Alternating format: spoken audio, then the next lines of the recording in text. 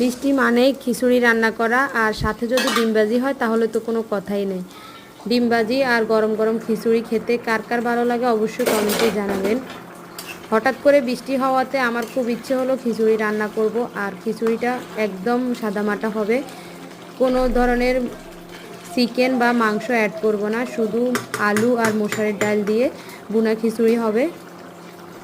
অনেক আপুরা হয়তো বলবেন আপনি তো ডায়েট করেন, তাহলে খিচুড়ি খাচ্ছেন কেন? আসলে আমি এখন তেমন আর একটা ডায়েট করি না, আমি মেনটেনে আসি।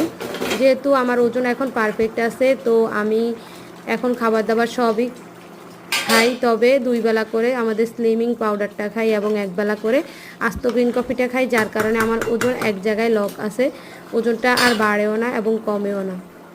আপনারাও চাইলে আস্ত গ্রিন কফি খেয়ে ওজনটাকে এক জায়গায় লক করে রাখতে পারেন। এতে আপনি অনেক আপুরা বলে ওজনটা একবার কমে গেলে যদি আবার খাওয়া দাওয়া শুরু করি ওজনটা যদি বেড়ে যায়, সেক্ষেত্রে আমি বলবো আপনারা যদি সব সময়ের জন্য আস্ত গ্রিন কফিটা রেখে দেন, যেদিন একটু হেভি খাবার খাবেন ওই দিন আস্ত গ্রিন কফিটা খেয়ে নেবেন, এতে কিন্তু বাড়তি ক্যালোরিগুলো আর জমা থাকবে না বডিতে।